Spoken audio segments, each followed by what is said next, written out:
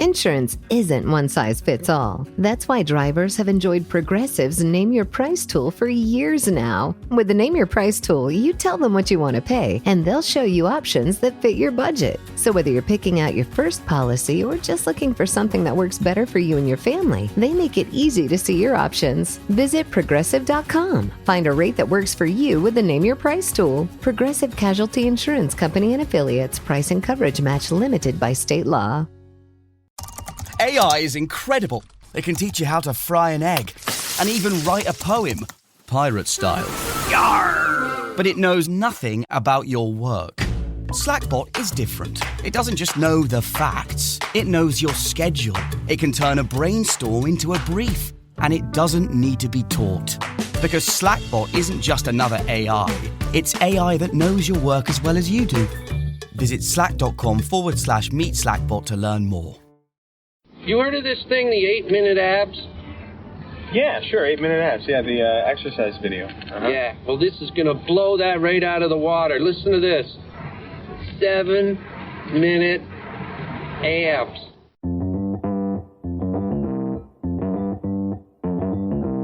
Live from Joe's mom's basement, it's the Stacking Benjamin Show.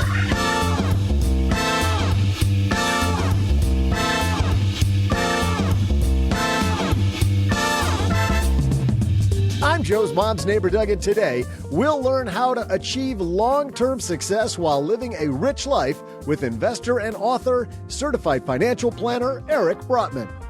Helping us with today's topic, we also welcome the Taylor Swift of this podcast, Len Penzo.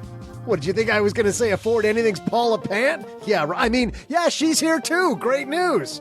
But that's not all. Halfway through the show, I'll share some incredibly friendly trivia. And now, a guy who's the Ross to my Joey, it's Joe Saul-Sehy. I lost a storyline there somewhere, Doug. Does that mean we're in love? Are we dating? Is there what's going on? No, Ross and Joey they're like frenemies. Ah, really? Yes. It's the way I always viewed them, which is, just like you and I. It could probably be true. Happy Friday. I want to be Chandler, but I think I'm Joey. He knows which $1 million an episode star he is. Yeah. We've got a fantastic show for you today because we are talking about Taylor Swift, everybody. It's going to be great. And of course, we thought of Taylor Swift and we immediately thought we got to have this guy back. The guy from the Don't Retire Graduate podcast, which he graduated from. Mr. Eric Brotman's here. How are you, dude? I'm great. And I was going to wear the glitter and all the friendship bracelets like it was a T Swift show, but I forgot. I left them home, but maybe next time. Oh, well, I'm a little disappointed. But he's got his Spanx on. Thank goodness the YouTube camera starts at the chest and goes up. Yes. Yes. I won't stand up, Doug. I won't do it. So what are you doing now? Tell us what happened to the podcast, because I know we've got stackers out there going, hey, what happened? Well, the podcast, we closed our 5th season and decided to stop the show. And what I've told people is I wanted to go out. It's funny you mentioned Joey. I wanted to go out like Friends and not like Game of Thrones, which was on a high. We had done a lot of what we set out to do. And the second edition and the new sort of 2.0 of the book is coming out later this year. Oh, fabulous. And I want to focus on it because when Don't Retire, Graduate, the book and workbook were published, it was right as COVID was starting. And I couldn't do any book promotion or a tour or anything like that. And so I'm just getting ready to start promoting the new edition of the book, which I'm excited about. And we're fleshing out ideas for maybe a different show, more of a roundtable, and thinking about something like Diary of a Financial Advisor. And so we're still fleshing that out, but thinking about stories that could be fun for people to hear and hopefully keep it light and keep it amusing. That's fabulous. That sounds fantastic, by the way. And with you driving that ship, I'm sure it's going to be fun and we're going to learn a ton, and I can't wait. And speaking of can't wait, that's Paula Pant there, who is magically going, hey, you haven't called on me yet. You bring your own sound effects, Paula? That was my phone alerting me that it's time to Be Real. Do you know the Be Real app? No. Anybody? It's the antithesis of posed, filtered social media. Oh, God, you guys are so old. I can't believe you don't know this. God. Because so much of what we see online is like an Instagram filter, TikTok filter, right? We see these filtered posed, perfect lighting, perfect shot. You take 100 photos to get that one really good angle. And that becomes the reality that we see on social media, and that's our basis of comparison. So Be Real is like the antithesis to that. It sends you an alert at a random time of day. Well, and when you get the alert, you have 2 minutes to take a picture. What are you doing? And, come on. Yeah, do it. Okay, we're doing it. We're doing it. Okay, so here we go. All right. Can I flip Okay, on? ready? Smile. 3, 2, 1. Oh, so cute. All right. You are now all on the Be Real. I will make sure that I share that with you so you can put it in the basement if you... And that ends this episode of Stacking Benjamins. Thanks for coming, everybody. We made our social media mark. I'm sure that we're going viral.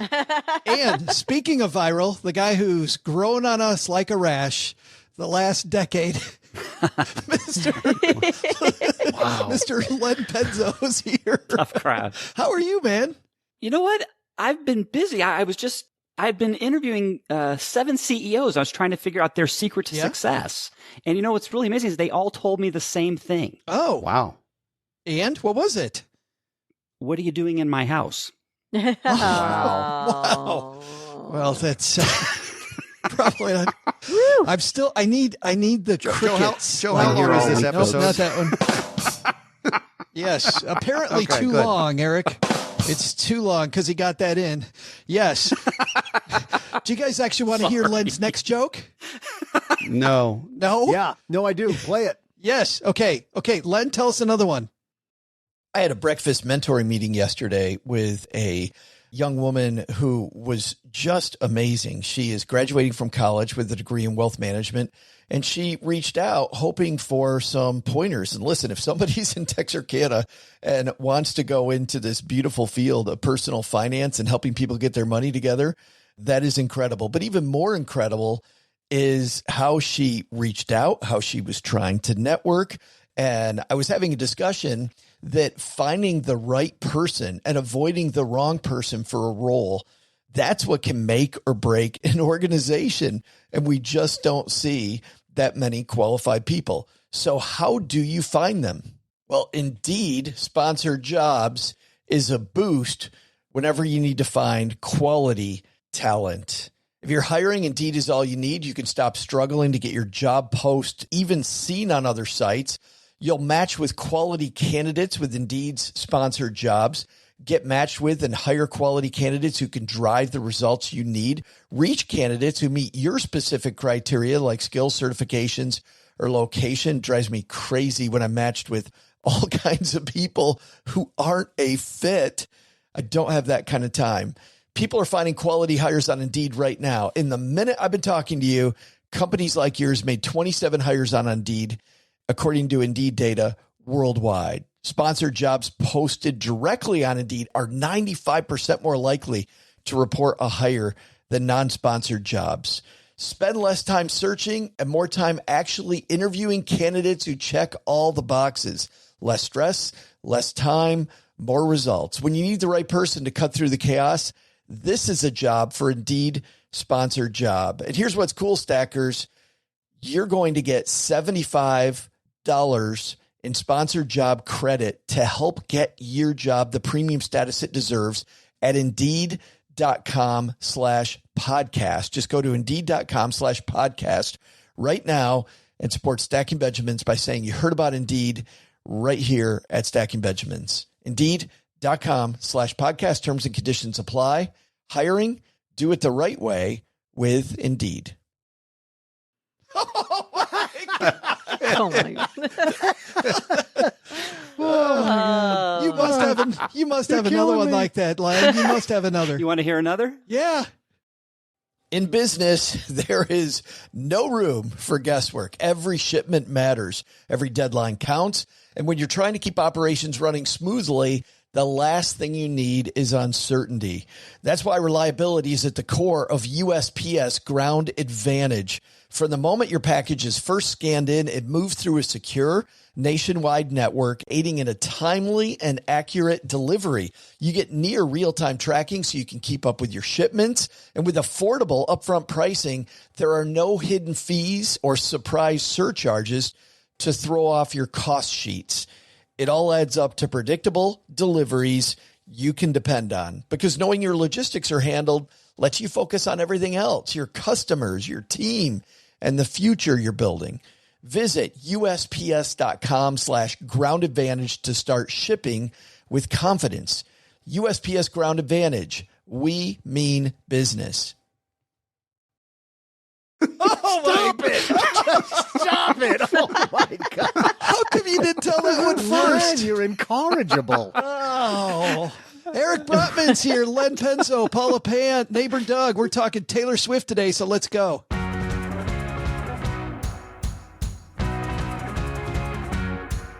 Well, I don't get to say this often. Today's topic comes to us from slashfilm.com.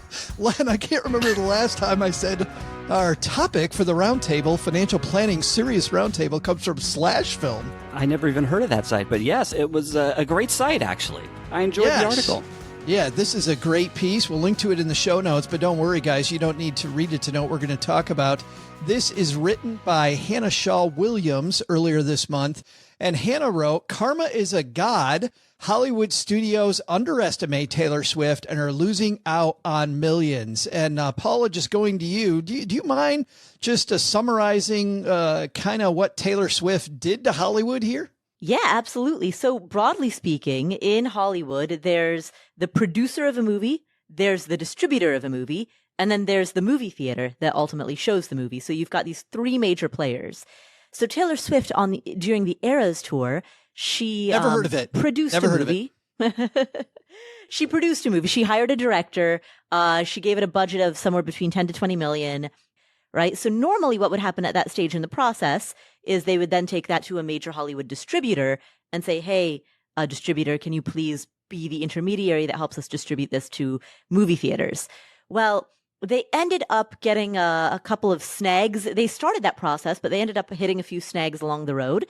And so they decided, you know what? Let's just skip the middleman. Let's go to the theaters directly. So Taylor Swift and her team went to the movie theaters. They went to AMC Theater and did a direct deal with them.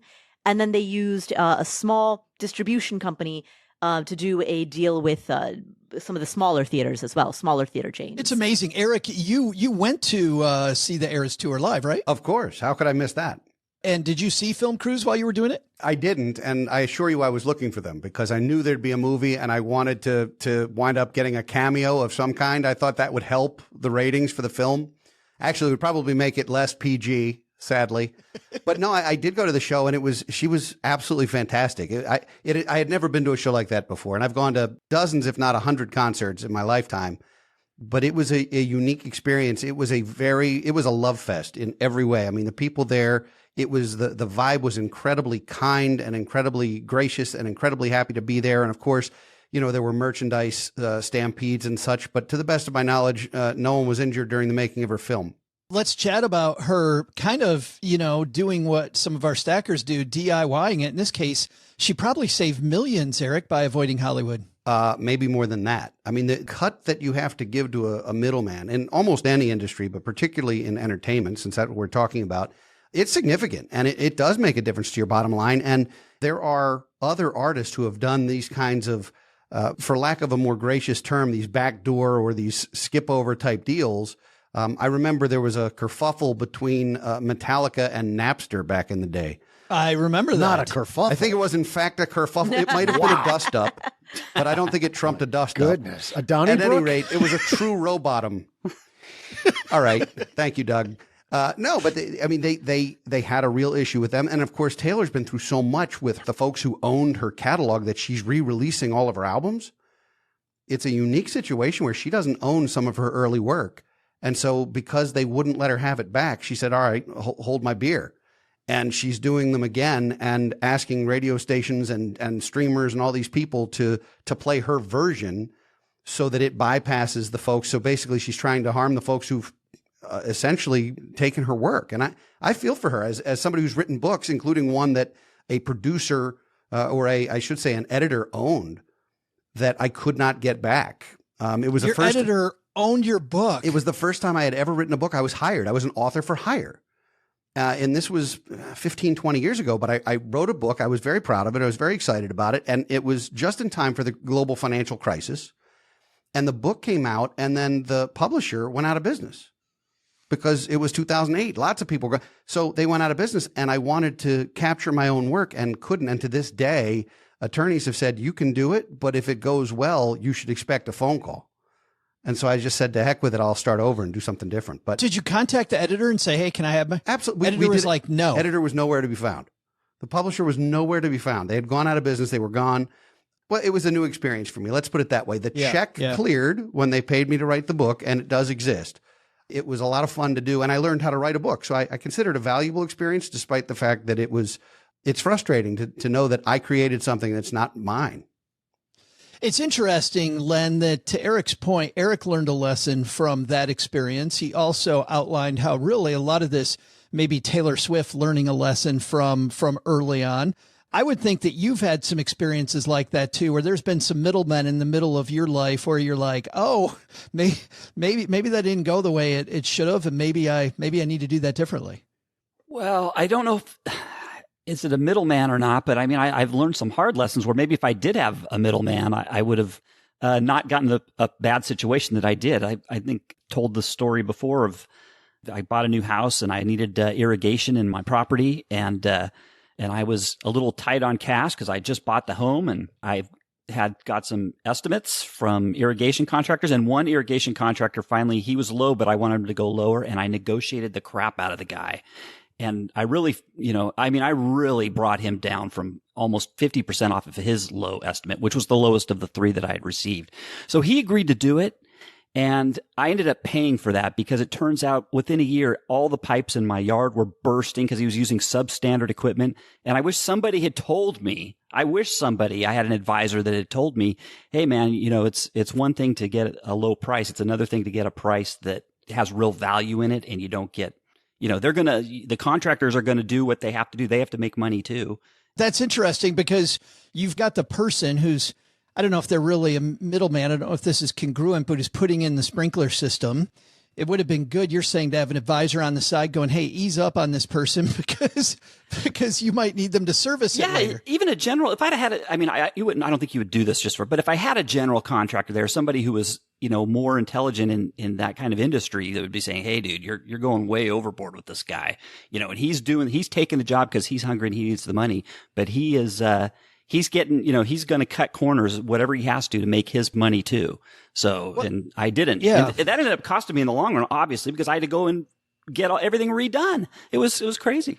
It's funny because on your end, Len, you could have used somebody to give you some advice on that. Mine was exactly the opposite. I remember when I was 17, I took my car, this old beat up Monte Carlo. Doug, you had a Monte Carlo, didn't you? No, Joe, I still have my El Camino. Yeah, but I'm talking about way back in the day. I had a Monte Carlo Landau Chrysler TC3. Ah, yeah.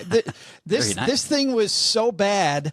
I had left it outside too many times too with the windows open. And so the glue that held up the ceiling was no longer there. You guys have seen this before. So the little fabric on the roof all hung down. So had that going on. The thing was it was a disaster. I took it to get a new muffler. And this is my first time going anywhere without my dad. And this dude comes out in the waiting room and goes, man, is this your Monte Carlo back here? I said, yeah.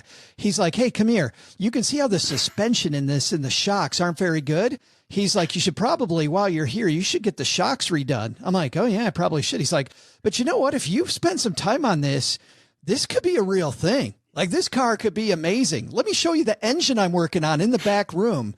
And he takes me in the back room where he has on blocks this beautiful engine that he's detailed that he's getting ready to drop in like after hours. And it's gorgeous. It's amazing. He's like, your Monte Carlo could be that. By the way, I think we should probably do the sport shocks, the whole sport suspension package on your, and I'm adding in my words, piece of car that wasn't worth it, right? He didn't say any of that. He's like, this is amazing. I didn't even realize I was getting ripped off until I go back out and I sit down. And the woman, the receptionist, looks at me and goes, oh, Johnny got you the sport package, huh? And I said, yeah. And she goes over and she takes out one of those old Yellow Pages phone books. And in the back were a bunch of coupons. And she takes a coupon and she rips it out with her fingers and she hands it to me. And she goes, here, this is going to be kind of expensive. And you might want a coupon to offset some of the cost. She's telling me I'm getting ripped off by her boss. by giving me a coupon for and it went right over my head. I'm like, oh, she's super. Everybody here's so nice. Like these people are just so fantastic. Mabel was your advisor. Did that happen to you, Paula, where you got ripped off by what was essentially a middleman, like my Midas Muffler dude? Ooh. Well, so there was one time I had just opened my first business account. This isn't getting ripped off per se, but you'll see where this is going. No spoilers.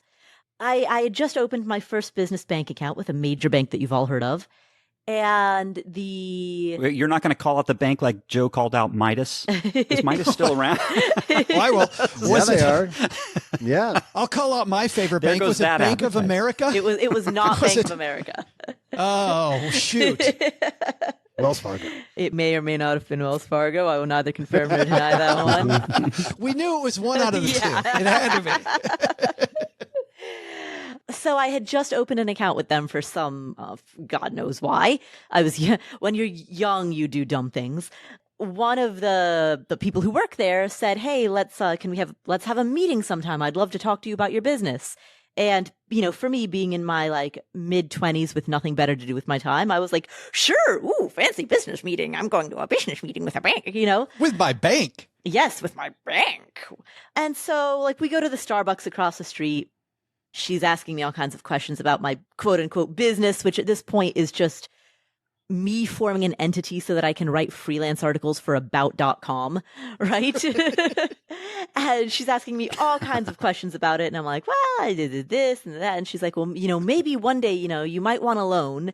And when you're ready to put in that loan application for a business loan, it's going to look really good if you have a credit card from this bank.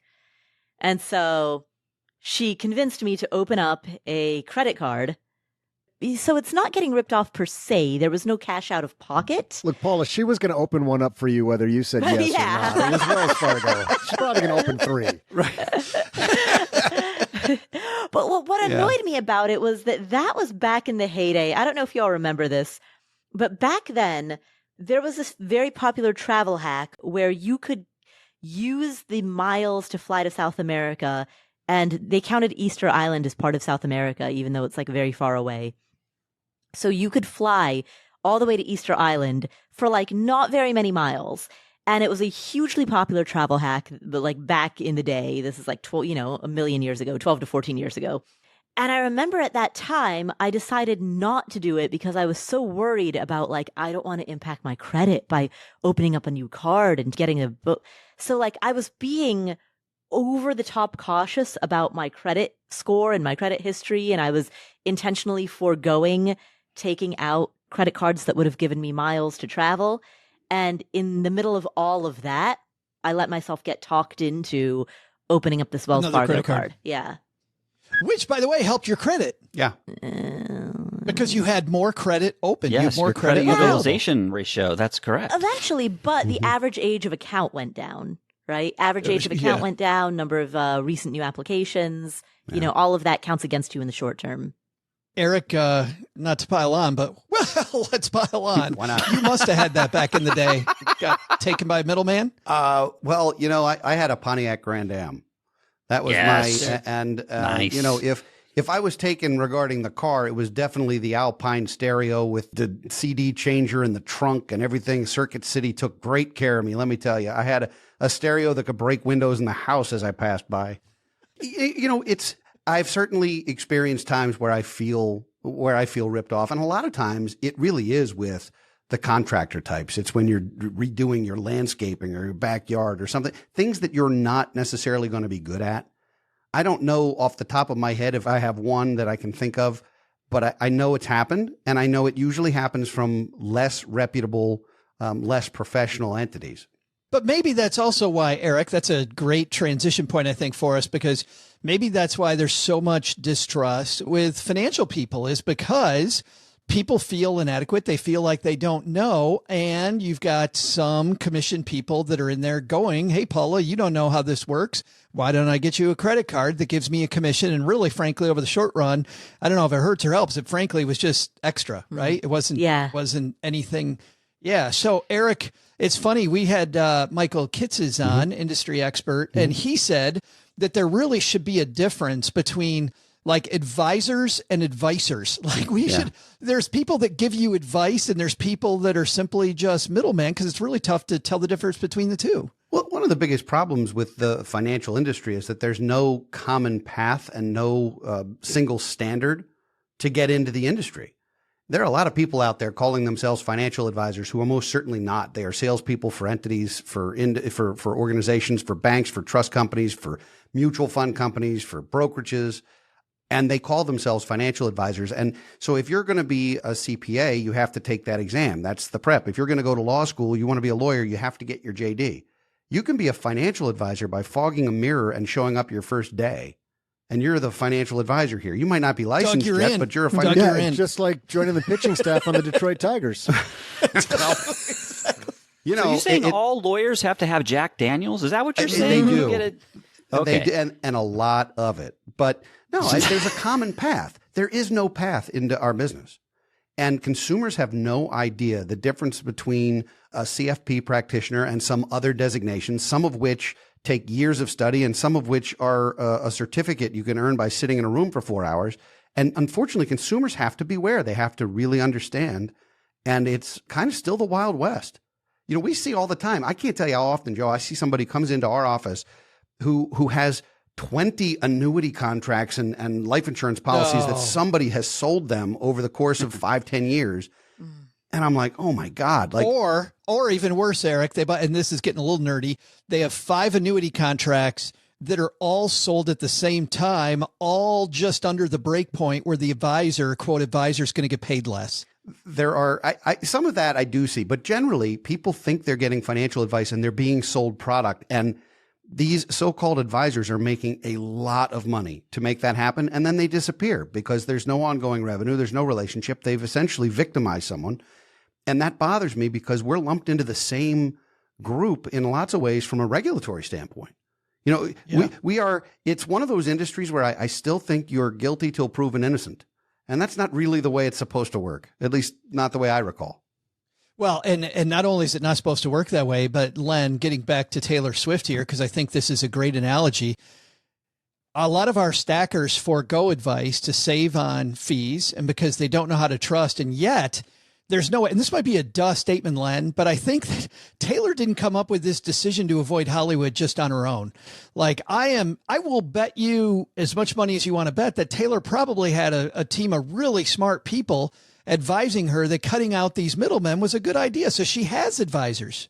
Somebody that wealthy, I mean, has to have. I mean, she probably has an army. And in the article I was reading, I mean, even her father and her mother are both, at least her father was definitely, I think, in that realm of business. And I'm sure he was totally aware of that little loophole or whatever that she came up with to exploit the laws that are out there right now. So, yeah, I mean, it's nice to have an army of advisors, but again, she can afford it. And she's so wealthy. The fact is, frankly, she can afford getting bad advice. She's so wealthy. She has so much wealth. It really doesn't matter, does it? I mean, for us on the margin where we're not as wealthy as her. I mean, it's important to make sure you get what you pay for. Her with her army, I don't think it matters quite as much, although she clearly got some great advice with the movie thing. Do you have so much money you can afford to get bad advice? Wow. Yeah. Isn't that nice? That's the ultimate. I do think about that. Eric, earlier on, you talked about how she's buying her catalog back and she survived that, right? Mm-hmm. And she is more popular than ever. She has created a connection. She's created a community that all businesses try to do, and she's succeeded at it. You know, her fan club is not like other fan clubs. I mean, I know there's a Bruce Springsteen fan club out there and there's a Metallica fan club or whatever. They're like second only behind the Stacker community. You're right. It's very similar to your audience. But she's created a community. And if she says, please go out and buy a red bathing suit, people will go out and buy a red bathing suit. You don't have that kind of pull, Joe. Doug's wearing his now. Doug does, but you don't. But no, she literally could tell these people to do anything, and I believe they would do it. And so when she says, please go spend potentially more money on this album that you already have. It's got a few extra songs on it. That's a bonus. Or please just use this on your streaming because it benefits me, and people want to help her. they literally, despite the fact that she, I believe, is about to be a billionaire, if she isn't already, people like her and they want to help her anyway. That's an amazing thing. It is an amazing thing. And I go back to what Len's talking about, though, Paula, and I think that, sure, Taylor's got enough money where she can get bad advice, but I think that those of us that are playing it much, much closer to the vest, like there's a time in my life where if I'd gotten some great advice, it would have solved, I would have sped up my trajectory by 5 years, maybe 6 years, just by having better people in my corner. Yeah. You know, I don't know if there's ever a time in your life that you can afford to get bad advice, no matter how much or how little you have. Because to your point, Joe, if you have a very small amount of money, then you do not have the margin to make mistakes. And conversely, with a small amount of money, doubling a small amount is life-changing, right? If you've got 10 million and you double it to 20, cool. You went from rich to more rich. But if you've got 10,000 and you double it, your net worth is 10,000 and you double it to 20, that's life-changing, right? It completely changes the way you think, the way you see the world, the way you believe in yourself. I mean, so when you have very little money, you definitely do not have the margin to take bad advice. When you have a lot of money, you also really can't afford bad advice because you've got a lot of people who are depending on you at that point. You've got staff to pay, right? You've got a whole team and they have salaries and they have health insurance and they have retirement and you are responsible for that entire team. And just to take this Taylor Swift issue and really make that hit home, Paul, exactly what you're saying about close to the vest versus some of these very rich people. Doug, you found this. This is comedian Gary Gulman talking about exactly, Paula, what you're talking about right now. 20. That's right. It means nothing to him. Nothing. A 20 is more annoying to Bill Gates than a nickel is to us. Exponentially more annoying. Do you know what Bill Gates has to pull out of an old coat to feel like I did with a $20 bill? First of all, the idea that Bill Gates has an old coat is preposterous. This man doesn't have an old... If he has an old coat, it could... All right, this is what Bill Gates has to find in an old coat to feel like I did with a $20 bill. Here comes the ratio. All right, $20 is to my net worth. Let's use the median net worth for a man my age in this country, which is $100,000, and seems high. All right, $20 is to $100,000, as X is to 59 billion. Cross multiply and solve for X. He has to reach in and pull out, I kid you not, a $12 million bill. So clearly Bill Gates can afford some bad some bad advice. Well, Joe, in fairness, Bill Gates can, because people with real wealth maybe can afford a mistake, but you know who can't is folks like professional athletes who aren't necessarily high net worth, but do have sudden wealth and sudden income, who often have the worst advisors and the worst hangers-on and the worst middlemen you can fathom, and often wind up broke. I mean, people who make 8 figures, some of them, wind up with nothing because they're getting horrendous advice from people who are sort of in the friends and family category. I think it's also like lottery winners who wind up bankrupt because they don't have the right team in place to grow into that. And so bad advice, I think, is real dangerous, especially if it's not what you do. I mean, for some, if I were to suddenly find $12 million in my coat, which would be wonderful, I'm hoping I didn't wear a coat today, but if I did, and there were $12 million in it, because of what I do, I would know what to do with it.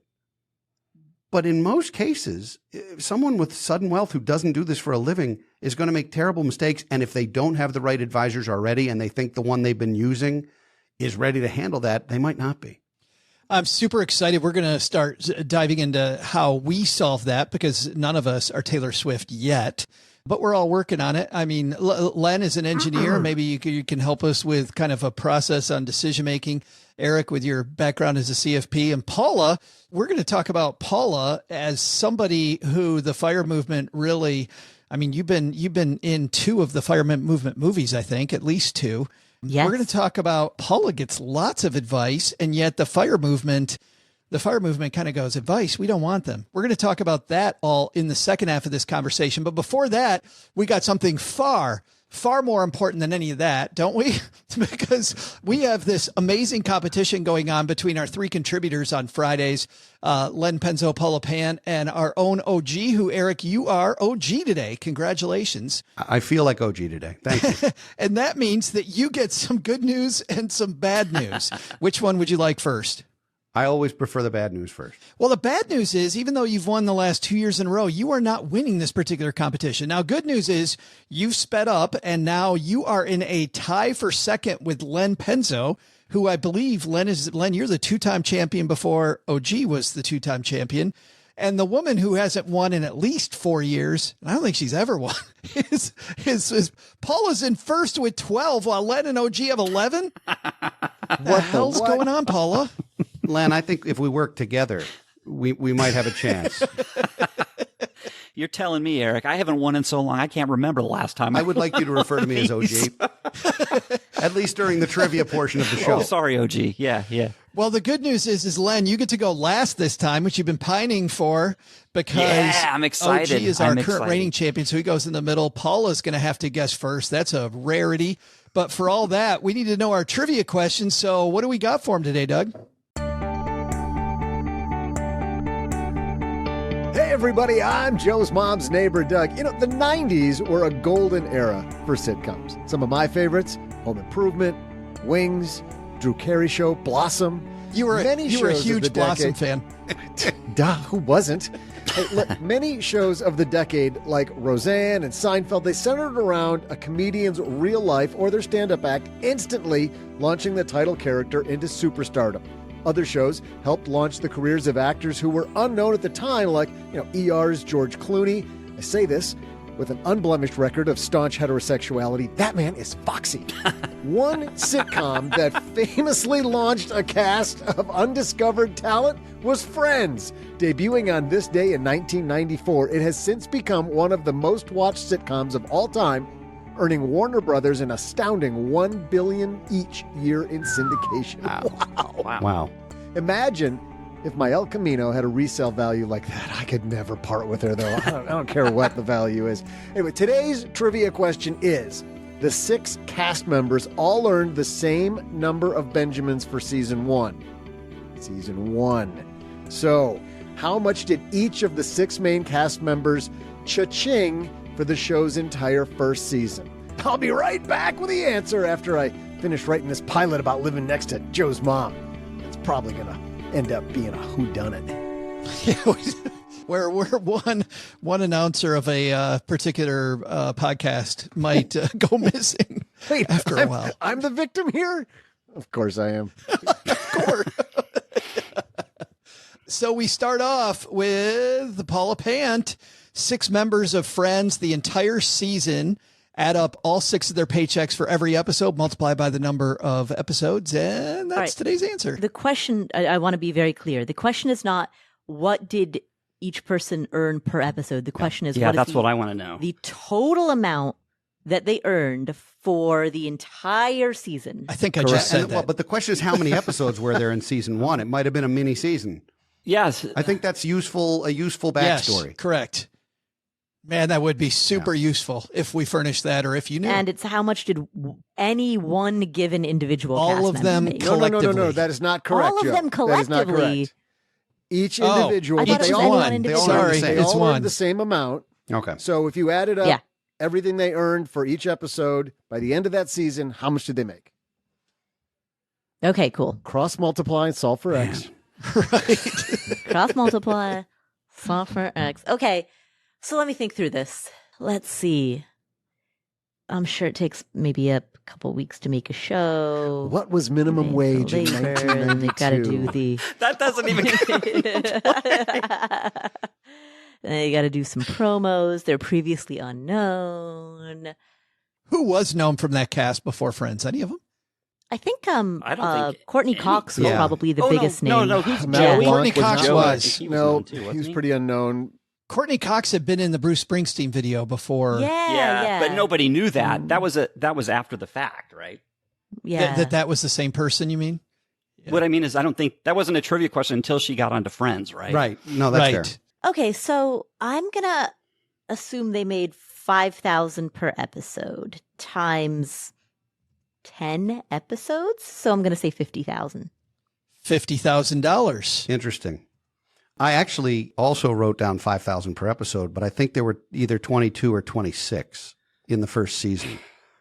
Ooh. And so I'm going to go with 26 times 5, which in my head is $130,000.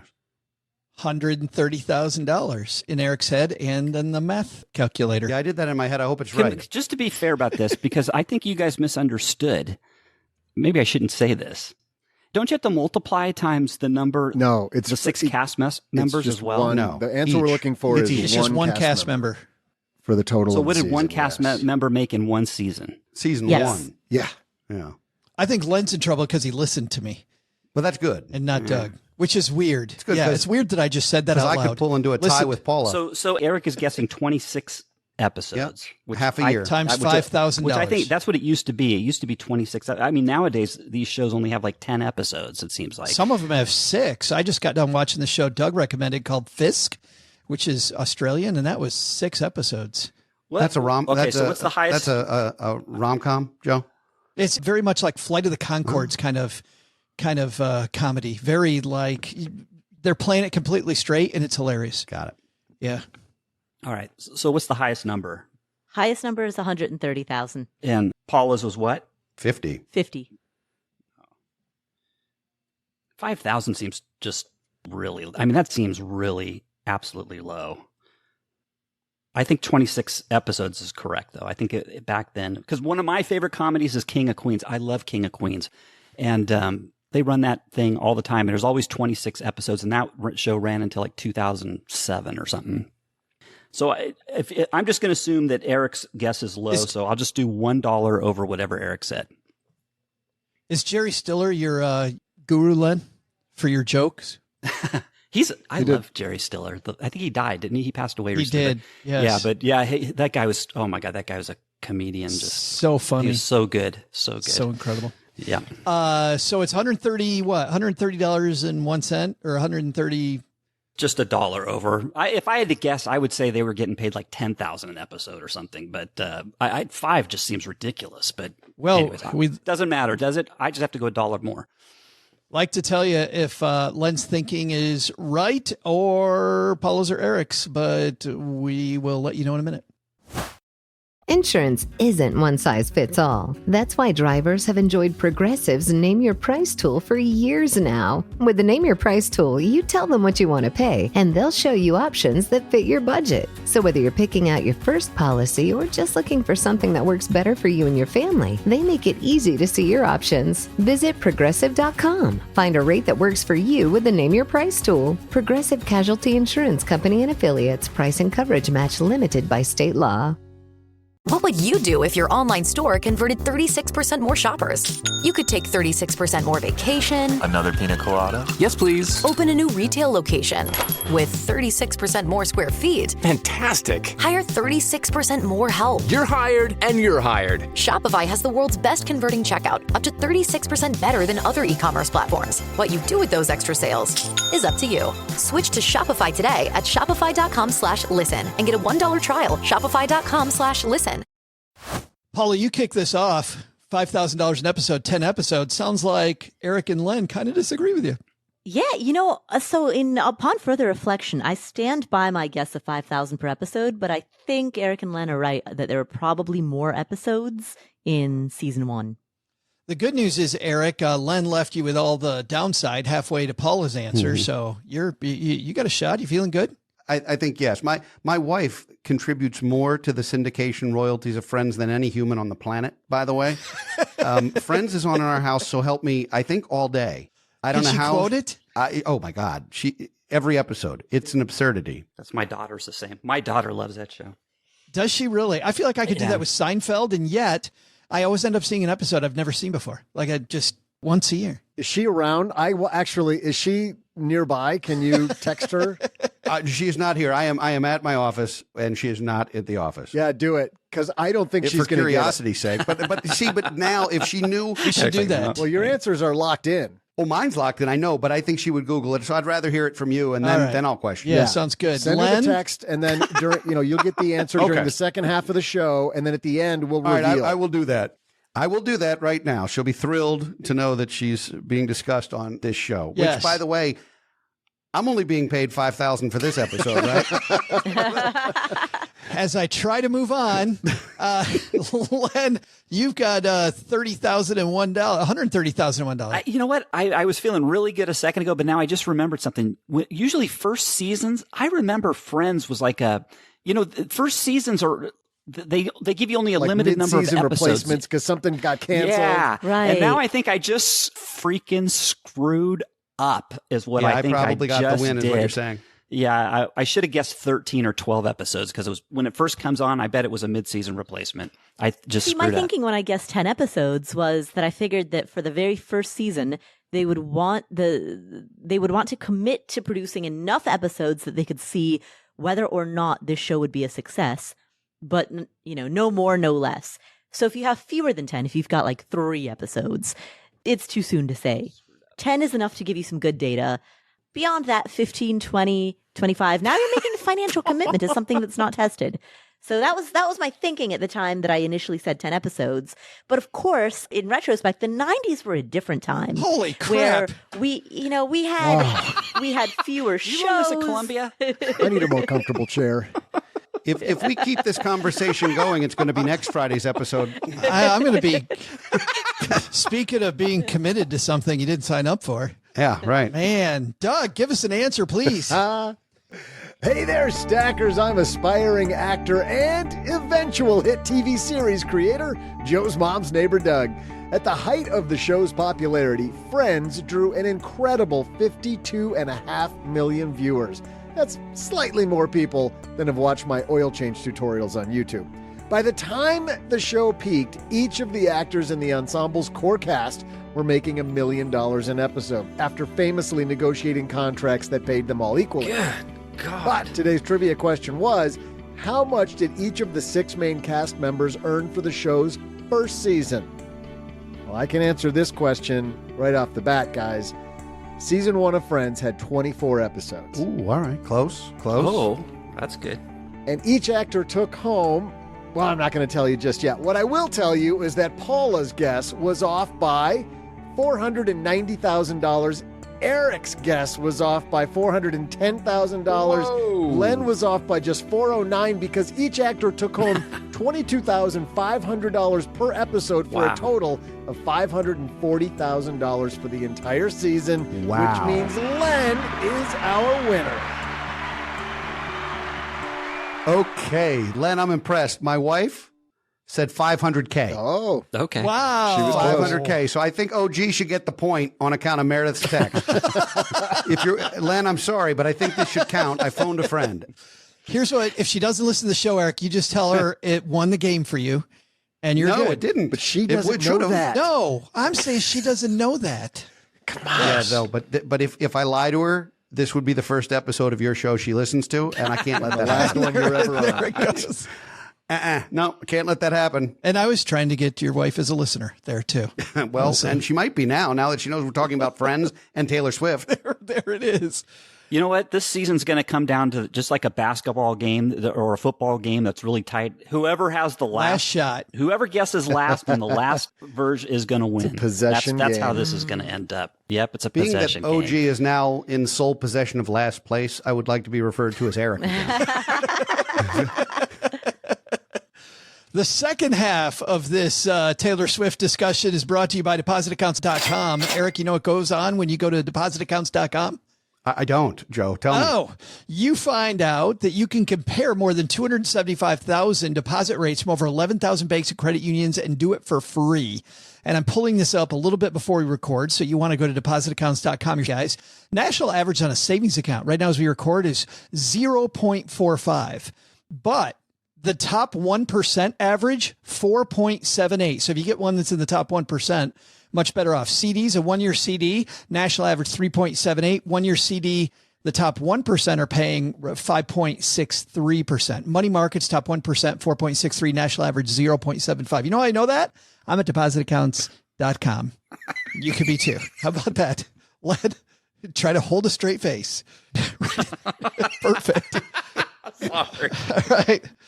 Let's get back to Taylor Swift. I love this idea. I love case analysis. I think it's interesting watching some of these people that are in the media a lot, that are in front of us watching it. Paula, I want to kick this off with you because of the fact that, as I mentioned before the break, you've been in a couple of the movies that are about the FIRE movement. FIRE movement, well known for taking advisors and shoving them aside. Very well known. A lot of big names have said you don't need advisors, and yet you don't even run your own company. Don't you have a separate CEO for your company? Oh, I used to. Not anymore. For Afford Anything? Yes. I used to. I offered a CEO position to one of our former employees. I tried to promote from within. She had been with the company for 6 years. And so I was like, you know what? I want to be the content creator. I want to focus all of my time on being in front of the microphone, in front of the camera, or writing, right? And so can you run this? Can you run the operations? Can you handle everything behind the scenes so that I can focus on being on stage, being in front of a camera, being in front of a microphone, writing at a keyboard, right? So that was my thought, trying to separate the maker from the manager. She left very shortly after that. She felt out of her depth. So now I'm the CEO again, the reluctant CEO of my own company. Well, I guess that's the key word then, Paula. That might be what I'm driving at then is frankly reluctant. Surrounding yourself with these people that supplement your ability to do what you do best, which I think is kind of the definition of an advisor, isn't it? Yeah. I mean, so I think advisor in the broadest term, I mean, a person who advises, I like to think of it as your personal board of directors or just your personal trusted comrades. It can be friends. It can be, I mean, just anyone whom you think has good judgment and who serves as a sounding board. I think it's important not to constantly be going to the same people over and over, especially like just one or two, because then it can be echo chambery. So I do think that you need some expanse. And when selecting advisors, look for people who have results that are similar to what you want to achieve. Be leery of taking advice from people who do not have the outcomes that you want. And that's true of all domains, not just business, but in relationships, in any facet of life, any vertical of life. And the other thing is, remember that certain people are better at certain types of advice than others.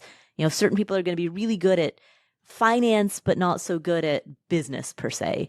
Some people are really good at marketing, but they're not that great at leading a team. So, modulate.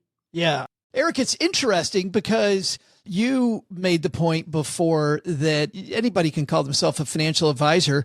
I want to know how you feel about this. I really like where Paula's starting from, because instead of starting from where a lot of financial media does, well, make sure they're a CFP, make sure they're a fiduciary, make sure, like these X boxes, instead start off with, number one, are they going to think of them as somebody who's going to give you advice, who's going to be on your board, who might have your best interest in mind, and who also has results like you want. Isn't that number one? And then we go, oh, make sure they're a CFP, make sure they're a fiduciary.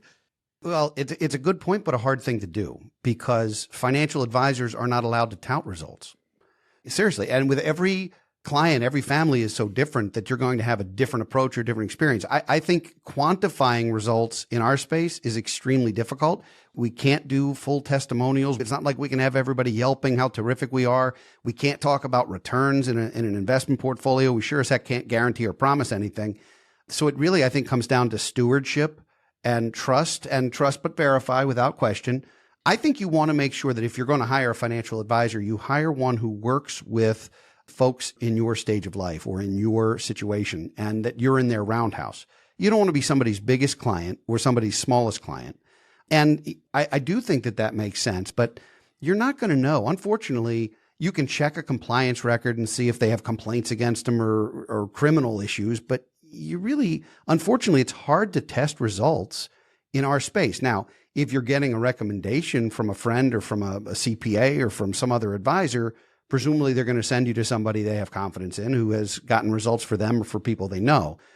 But we can't advertise that like, oh, you're going to get a better result here any more than a surgeon can.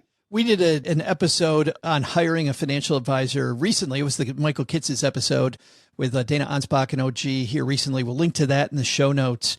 Let's, Len, get rid of the middlemen then. You're somebody I know who really, you're very much about the decision-making process. And as an engineer, I would bet that it'd be very difficult to be Len Penzo's advisor.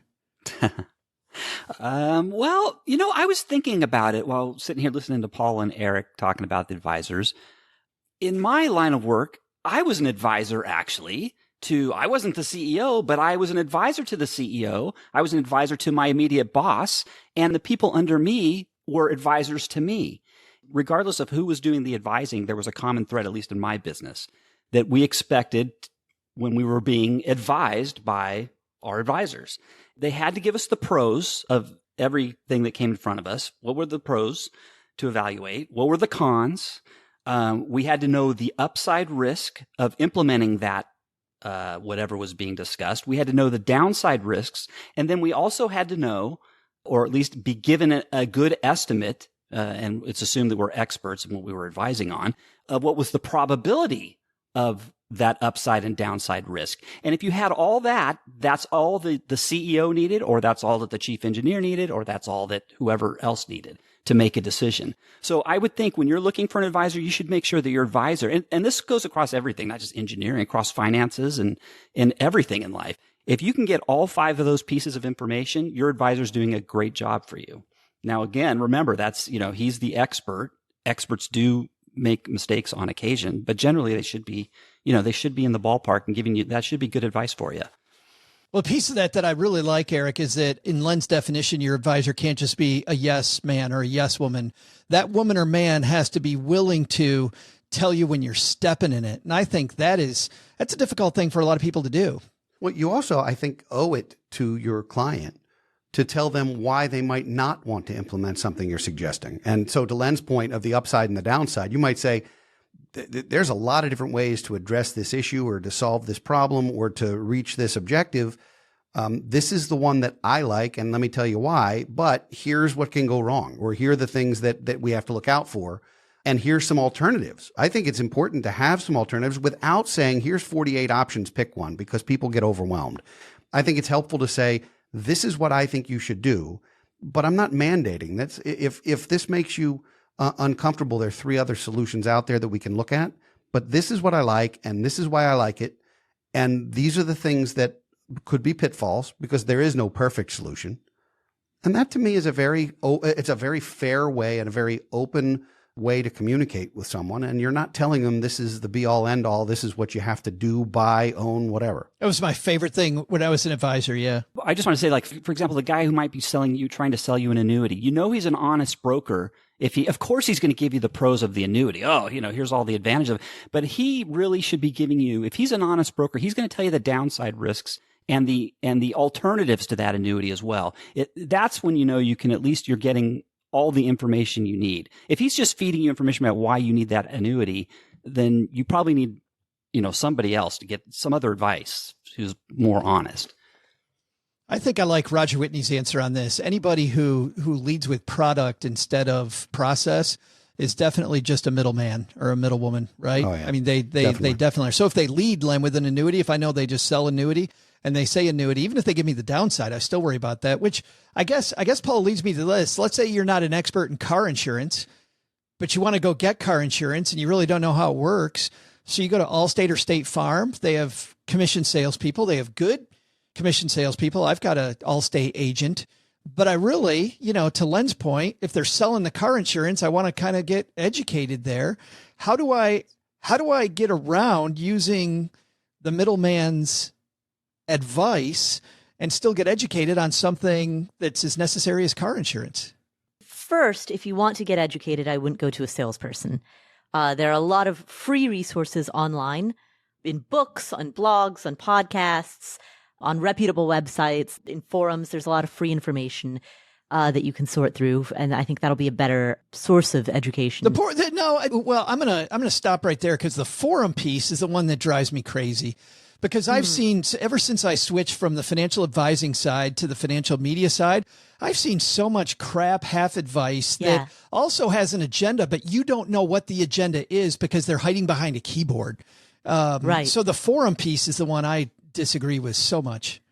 Yeah, well, anything online, you need the judgment to be able to separate the wheat from the chaff, right? And when you're first getting started, when you're learning about a subject that you know nothing about, then you need the humility to say, hey, I don't know anything about this. I'm going to read a very wide array of viewpoints. And if I am starting to read about this and I do not encounter conflicting viewpoints, that should be a red flag, because every field, whether it's personal finance or art dealing or, car repair, or fitness or health, right?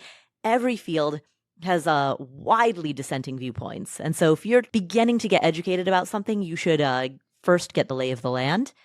And that will give you at least a foundation for being able to separate the wheat from the chaff again. Oh, the other thing, though, Joe, to your direct question about what do you do if you talk to a salesperson directly, I would listen for what is it that they're saying that they will actually be accountable for versus what is it that they're saying that where they bear no accountability. What do you mean? And the example, yeah, go ahead. The example I'm thinking about in my head is a mortgage broker, right? The time that I was buying my condo, he worked specifically for this building, blah, blah, blah.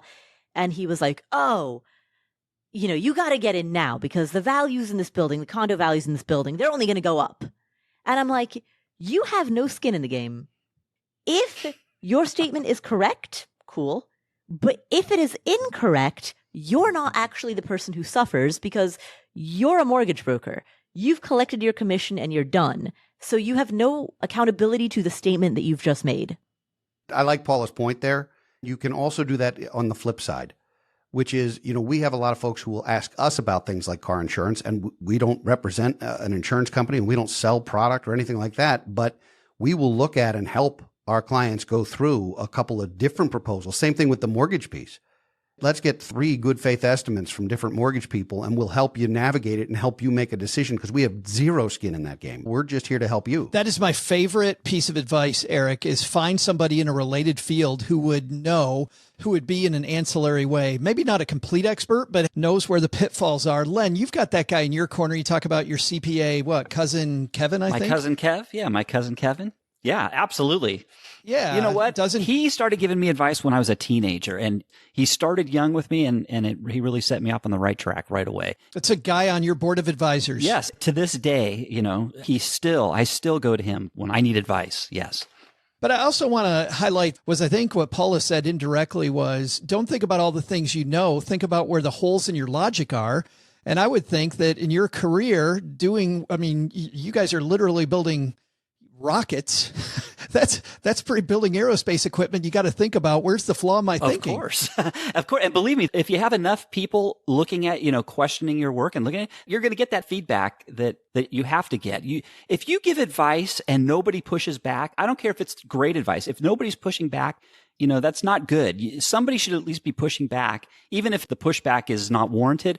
That way it forces you to answer why it is warranted, or it lets you reflect. But you should always bounce off advice you're getting, whether it's good or bad, off of, others and get other feedback. Yeah, I like that old phrase, Len, that if you've got a group of 10 people in the room and they all agree, then there's somebody's not thinking.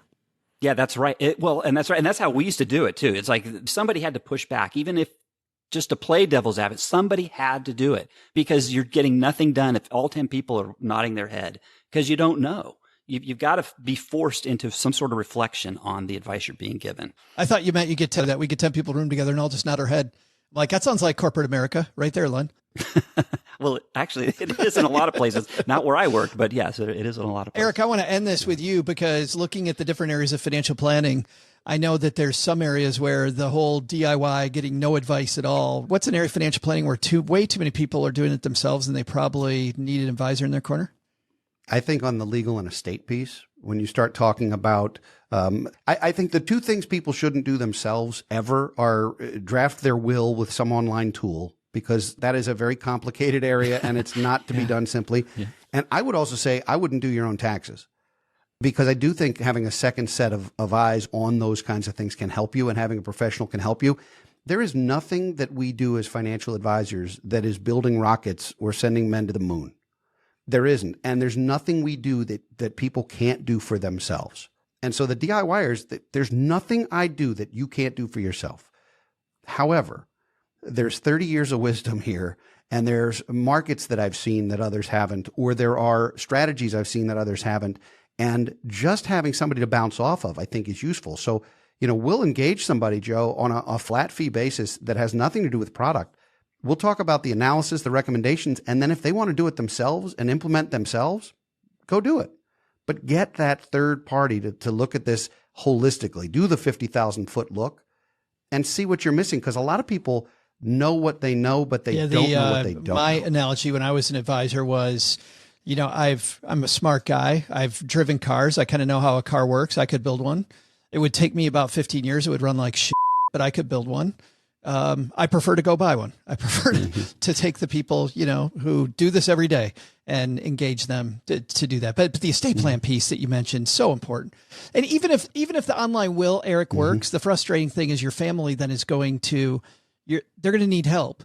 And if you've already pre-chosen the lawyer, because they're going to go to the lawyer that did the will if you had one.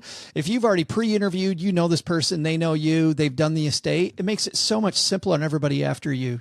Don't get me wrong, you'll be dead, you won't care. But you used the general contractor conversation earlier. The general contractor idea is that we could do this ourselves, be our own GC and pick our own subs. But I don't know how to identify a terrific electrician, a terrific plumber, a terrific anything. So I need to find a general contractor I trust who will pick good specialists and work with them. And I think financial planners, CFPs, are the same way. Let us help you find the right lawyer, tax person, real estate person, mortgage person, banker, insurance agent, all of those things, and let's vet them. And if you don't like them, we'll find you somebody else. But let's have a second set of eyes on all of the advice you're getting from the subs. Paula, we talked about that on Stacking Deeds recently, that a lot of people doing DIY and real estate think that their time's best spent. What was the analogy about putting in floorboards? Yes, right? Exactly. Putting in floorboards, right? And if you were to instead spend that time just growing the business, on expanding, on buying one additional rental property, that acquisitions piece, that is, in the long term, a substantially better use of your time.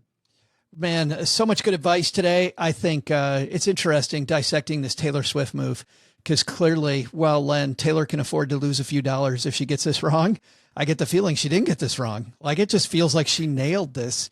But she also has a $12 million bill in her old coat. That's true. Hey, real quick, though, I will say this. Eric was talking about how she went back and re-recorded her stuff so she could have control of it. There's nothing I hate worse than buying some music and then find out it's a re-recording from somebody, and it just sounds totally different to me. Well, it depends if it sounds better or myself. I hate the re-recordings. I would agree with you that you don't want to rehash things, but some of the stuff that she did when she was 15 is better now that she's matured somewhat. Yeah, I think you're right, Eric. And it's been going on for a while in the industry. I think Taylor Swift's is just the most famous because it was the whole catalog. But Len, if you hear Pour Some Sugar on Me now, anytime in like the last 5 to 8 years, you heard a re-recorded version and you cannot tell. Is that right? Yeah. I don't know. I heard it live at Wrigley Field last July, and it did not sound pre-recorded. It sucked. No, it's good. No, Def Leppard was good. Motley Crue, for the record, can no longer play, but Def Leppard was terrific. Right. I'm just saying that, like, Len, I know what you mean. You hear a re-recorded version, and you can tell their voice sounds different. Yeah, or there's something maybe overproduced about the instruments or something, but that's an example of a song that they had to recreate in order to capture the revenue from it, their biggest hit or one of their biggest hits, and it's very hard to distinguish the difference. But I'm with you, Eric. I love her re-recorded stuff. I think her voice has a lot more depth to it now. She is definitely going to hear this show. Of course. She's definitely going to listen to this. And so, Taylor, if you're listening, my 13-year-old daughter would love to have you at her birthday party in December, so let me know if you can make it. If you could play that, if you could maybe do a song or two for us. Yeah, that would be lovely. That'd be great. And by the way, back to Motley Crue for a moment. The people that I knew that went to see that tour, I'd say 85% of them would have been caught dead seeing them back in the 80s. And now they're like, it's so cool that I'm here. But back in the day, they would have never done that. Listen, I have the 80s ticket stubs, and I had the 80s haircut, and you may not have a photo. under any circumstances. I think that's a weird enough place to leave. Anybody else notice Paula's conspicuously quiet as soon as we started talking about this pop culture stuff? Paula, tell us about Motley Crue, Paula. It's spelled Crue. Yeah. Oh, actually, nice. it's CR. I do know that. The U has an umlaut, though. So Umlaut. It's a different. That's true. Yes. Crue umlaut. Umlaut E. Yeah. Okay, can I do the credits now or something, Please, Joe? God. Doug, get us out. Well, wait a minute. Before we do that, we got to find out what these wonderful people are doing. We'll have our guest of honor go last. Mr. Penzo, what's happening at lenpenzo.com? I don't know. It's the same old stuff. Come on over. Come on over. You know what? Come on over anyways, because I need the ad revenue. I just come over and click on about 10 ads, and then I'm retired now, and the extra revenue would help. lenpenzo.com, click on 3 ads and then leave. And that's all I ask. Thank you. We're going to recommend that Len gets himself a marketing advisor. And let me tell you right now, there's plenty of ads on the front page, so you can't miss. So you just try it. Len, I have literally heard you talk about lenpenzo.com for years, and that is the first thing you've said that makes me want to go to your website. I thought you were my friend. The honesty is refreshing. Len, is there any ad space available? Because I'm looking to buy some ad space, and if that's going to draw a good crowd. Well, I'll have to see if I can fit it. There's hardly any room for anything else. But I can try and squeeze something in, Eric. Eric, after all the Cialis ads that he's got on there. Well, there's a segue in there somewhere, Joe. Yes, it's a nice, big, long segue. Paula, what's going on? Len, I'm on your website right now. I'm on your website. I don't see. Oh, there's an ad. Oh, it's a Sephora, of course, because it's targeting me. Oh, God, there's another one. Oh, God, there's another one. Wow, there are a lot of It's ads on targeted here. just for you. Click Wow. on 2, Okay, Paula. clicking. I'm clicking on it. There we go. The real estate ones I get the most money, I think. So click on the real estate ad. Wow. Len's just given up. He's not. Speaking of middlemen, I think that's why I don't do banner advertising. But thank you for reinforcing my business decision. Yes. All right, Len, I just clicked on one of your banners. Paula, so how's your integrity, Paula? Well, we have started a YouTube channel, and I think, don't actually have ads running on most of our videos. I'm not sure if we have ads running on any of them. If we do, it's only a few. So, for an ad-free experience, come to the Afford Anything YouTube channel. YouTube.com/affordanything. Asterisk, I think mostly ad-free experience, but I need to verify that. But I think mostly ad-free. I don't know how we got off on this ad thing. Eric, thanks for hanging out with us, man. Oh, my pleasure. In fact, for the right money, I would get a Stacking Benjamins tattoo on my back. So just let me know if, I'm available for advertising, and the billboard's growing by the year. Call me, Eric, for the price sheet. I'll tell you exactly. If people want to contact you or your team, how do we find you? Our website is bfgfa.com. And you can also go to brotmanmedia.com and check out all of our books and resources and courses and lots of personal financial literacy information that is, I believe, ad-free as well. That's BFG. FA.com. BFGFA.com. Super. You know what? We'll link to that. We'll link to everything that you guys talked about. And we'll link directly to Len's ads and our show notes. Actually, you need a middleman, and that would be me. I don't get paid unless you go. And I'm not sure that Len learned the point of today's show, but Doug, save us, man. What are our takeaways today? I'll give it a shot, Joe. First, take some advice from Eric Brotman and company. Don't confuse advice givers with middlemen. Second, looking for a great advisor to add to your team? Head to your local muffler shop. Those guys are practically life coaches. But the big lesson? If you're going to be an actor, I would advise, just a friendly tip from Doug, get yourself onto a major network sitcom that'll one day go into syndication. Skip all those other steps, just go straight to that one. It's the best way to go. Thanks to Eric for joining us today. You can hear his podcast, Don't Retire, Graduate, wherever you're listening right now. We'll also include links in our show notes at stackingbenjamins.com. Wait a minute, hold on, Doug. Yeah, we can't do that. We can't do that. No, you can do that. The last episode just went live Thursday. So if somebody wants to hear the closing show, they'll be very excited about it. And they might want to do the back catalog. Are you they're still going to be out there? Oh, absolutely. There's 130 or so episodes. So, yeah, absolutely. Can I keep going? No. The longest recording we've ever had. Go ahead. Thanks to Paula Pant for hanging out with us today. You'll find her fabulous podcast, Afford Anything, wherever you listen to finer podcasts. And thanks to Len Penzo for joining us today. You can find Len at lenpenzo.com/ just click on the ads. This show is the property of SB Podcasts, LLC, copyright 2023, and is created by Joe Saul-Sehy. Our producer is Karen Repine. This show was written by Lisa Curry, who's also the host of the Long Story Long podcast, with help from me, Joe, and Doc G from the Earn and Invest podcast. Kevin Bailey helps us take a deeper dive into all the topics covered on each episode in our newsletter called The 201. You'll find the 411 on all things money at the 201. Just visit stackingbenjamins.com/201. Wonder how beautiful we all are? Of course, you'll never know if you don't check out our YouTube version of this show, engineered by Tina Eichenberg. Then you'll see once and for all that I'm the best thing going for this podcast. Once we bottle up all this goodness, we ship it to our engineer, the amazing Steve Stewart. Steve helps the rest of our team sound nearly as good as I do right now. Want to chat with friends about the show later? Mom's friend Gertrude and Kate Youngkin are our social media coordinators, and Gertrude is the room mother in our Facebook group called The Basement. Say hello when you see us posting online. To join all the basement fun with other stackers, type stackingbenjamins.com/basement. Not only should you not take advice from these nerds, don't take advice from people you don't know. This show is for entertainment purposes only. Before making any financial decisions, speak with a real financial advisor. I'm Joe's mom's neighbor, Doug, and we'll see you next time back here at the Stacking Benjamin Show.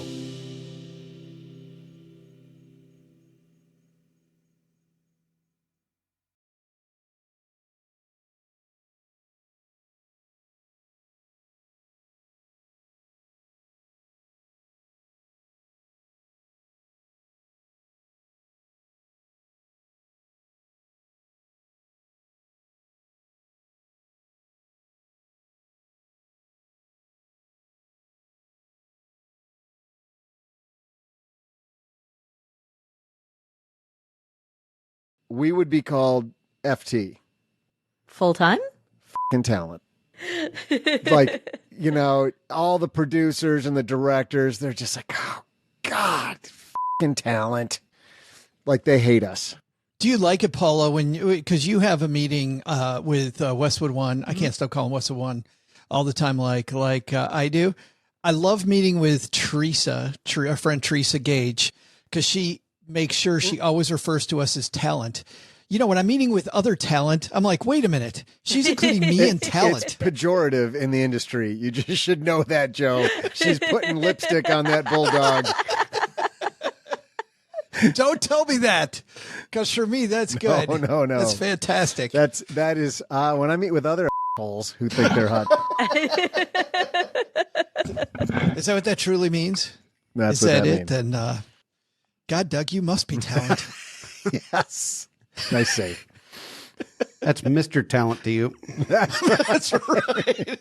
If you're going to go, Eric, you might as well just start digging. Yeah, Just go I'm ready.